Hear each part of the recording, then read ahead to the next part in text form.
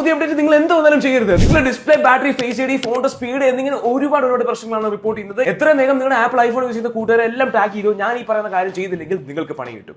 iOSന്റെ ഏറ്റവും പുതിയ 17.6.1 എന്ന് പറഞ്ഞ അപ്ഡേറ്റ് ഇപ്പോൾ നിലവിൽ വന്നിട്ടുണ്ട്. ഈ ഒരു അപ്ഡേറ്റ് ചെയ്ത യൂസേഴ്സ് ആപ്പിൾ കമ്മ്യൂണിറ്റിയിൽ കുറെ ഇഷ്യൂസ് റിപ്പോർട്ട് ചെയ്തിട്ടുണ്ട്.